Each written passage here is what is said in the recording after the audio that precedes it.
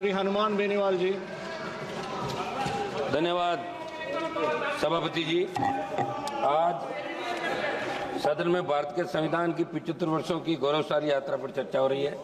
सभापति जी, सदन के साथी विद्वान सदस्यों ने पक्ष विपक्ष दोनों तरफ से, और खुशी की बात यह भी है कि 7 घंटे से अलग अलग विचार आए, उधर से भी आए, इधर से भी आए, और सारी बात खुल के आई। निश्चित रूप से वर्ल्ड के अंदर हिंदुस्तान सबसे बड़ा लोकतांत्रिक देश है और दूसरे देश हिंदुस्तान को फॉलो करते हैं। प्रत्येक धर्मनिरपेक्ष देश में या प्रत्येक धर्म को मानने की एक हर व्यक्ति की आज़ादी है, और जो संविधान ने हमें ताकत दी है, शायद वर्ल्ड के किसी देश में इतना ताकतवर संविधान कहीं का नहीं होगा कि लोकतांत्रिक मूल्यों की जो रखवाली हिंदुस्तान के अंदर होती है वो वर्ल्ड के किसी अन्य देशों में नहीं होती। उदाहरण के तौर पर हिंदुस्तान को लिया जाता है, वर्ल्ड का सबसे बड़ा देश भी। हमें गर्व है कि हम विश्व के सबसे बड़े लोकतांत्रिक देश में रहते हैं, जहाँ संविधान रूपी पवित्र ग्रंथ को सर्वोच्च आदर्श मानकर देश की रीति नीति बनती। सभापति महोदय, मैं 13 दिसंबर 2001 को हमारी संसद पर हुए आतंकी हमले में शहीद होने वाले सुरक्षा कर्मियों और कार्मिकों को नमन करता हूँ।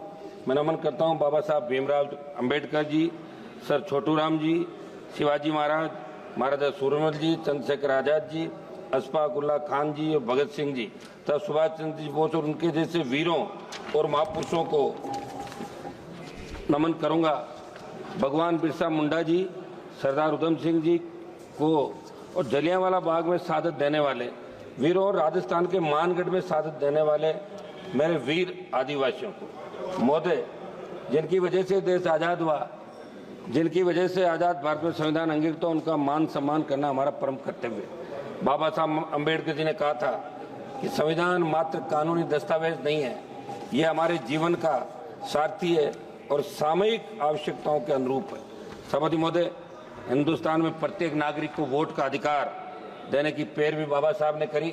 उस समय जब संविधान प्रारूप समिति के सामने मामला आया, जब अंग्रेजों के जाने के बाद, तभी बात चली थी कि वोट का अधिकार पढ़े लिखे लोगों को मिले या जमींदारों को मिले या दूसरों को मिले, उस जाति के लोगों को मिले। तब बाबा साहब ने इस बात को कहा, व्यापारी को मिले, तब कहा कि वोट का अधिकार प्रत्येक व्यक्ति को मिलना चाहिए जो हिंदुस्तान के अंदर पैदा हुआ और जिसने इस गुलामी के जंजीरों के अंदर जकड़न, चाहे अंग्रेजों का राज था, उससे पहले जो जितने भी काल आए जहाँ हिंदुस्तान का नागरिक गुलामी के अंदर सांसें ले रहा था, लेकिन प्रत्येक व्यक्ति को वोट का अधिकार मिले। बाबा साहब ने वोट का अधिकार प्रत्येक व्यक्ति को दिलाया, जिसकी बदौलत आज हम और आप सब इस पार्लियामेंट के अंदर बैठे हैं। मैं बाबा साहब ने कहा कि सदियों से गुलामी की जंजीरों में जकड़े प्रत्येक व्यक्ति को वोट का अधिकार मिले तो अपने मनमाफिक सरकार का वो चुनाव कर सके। सभापति महोदय, संसद हमले की बरसी मनाई जा रही है। 13 दिसंबर 2001 को जो संसद पे आतंकी हमला हुआ, सबसे पहली शहादत राजस्थान के बेटे जगदीश यादव, जेपी यादव ने दी। राजस्थान में सीकर से अलग होकर बने नीम का थाना के रहने वाले जेपी यादव आतंकियों से शेर की तरह लड़कर वीर गति को प्राप्त हुए।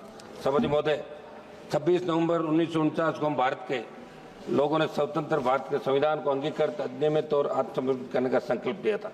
संविधान की इस गौरवमय यात्रा को आगे बढ़ते बढ़ते जब हम देखते हैं तो नजर आता है कि देश के किसी न किसी कोने के अंदर हमारे दलित भाई, पिछड़ा भाई, हमारा आदिवासी भाई समानता के अधिकार को हासिल करने को जूझ रहा है। राजस्थान की मैं बात करूंगा, जालौर जिले के साइला तहसील के सुराना गांव में कथित तौर पर पानी की मटकी को छूने पर हुई पिटाई के अंदर एक 9वीं क्लास का बच्चा इंद्र मेघवाल, जिसकी मौत हो गई। मैं खुद मौके पर गया था।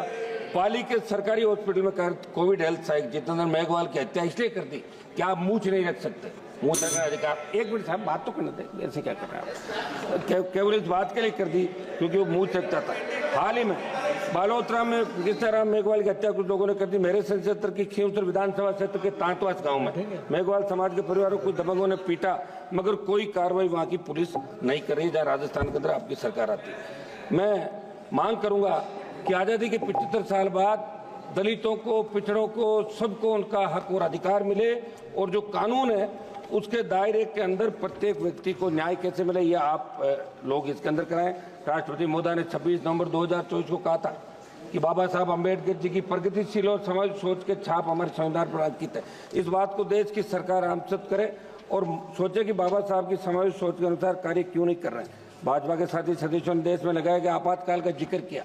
हम भी ये कहते हैं कि आपातकाल गलत लगा था, बहुत से लोगों को तकलीफ पड़ी, बहुत से लोगों को जेलों में रहना पड़ा, ये अच्छी नहीं थी, लेकिन इंदिरा गांधी जी की दृढ़ इच्छा शक्ति ने एक झटके में बांग्लादेश को पाकिस्तान चालक कर दिया था और पाकिस्तान को सबक सिखाया था। इस बात को भी आपको याद रखना है। एक मिनट साहब, समय दें साहब आप।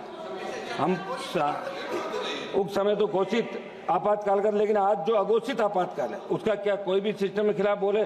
सीबीआई ईडी जैसी एजेंसियां उनकी आवाज को दबा देती है। लोकतंत्र में सभी अधिकार समान रूप से लागू होने के बावजूद इस देश के अन्नदाताओं को एमएसपी पर कानून बनाने की मांग, काले कानून वापस लेने मांगों के लिए लंबा आंदोलन करना पड़ा। सब मतलब 1-2 मिनट में मेरी बात समाप्त कर रहा हूँ। 700 से ज्यादा किसान शहीद हुए। तमाम हालातों को देखकर लगा कि एक तरफ देश की सरकार आजादी के अमृत महोत्सव के बाद, दूसरी तरफ देश की चुनी हुई सरकार को माननीय श्री मलेश बाबू जी, एक मिनट दें साहब, 1 मिनट समय दें। लास्ट मिनट आर्थिक न्याय नहीं दे पा रही है। लास्ट मिनट सर, आर्थिक न्याय नहीं दे पा रही है। मेरी मांग है कि किसानों की कर्ज माफी, एमएसपी को कानूनी मान्यता देने के बाद आप स्वीकार करें। और जो आंदोलन अभी बॉर्डर पे चल रहा है, शंभू बॉर्डर, दूसरे बॉर्डर पे, किसानों से आप बात करें, वार्ता करें। संविधान में सहमति और असहमति दोनों को एक समान मूल्य के रूप में देखा गया, लेकिन आज क्या हालात? कोई भी सांसद, कोई नेता, कोई भी व्यक्ति सरकार के निर्णय से असहमति व्यक्त करता है तो उसे दुश्मन की नजर से देखा जाता है। ये ठीक नहीं।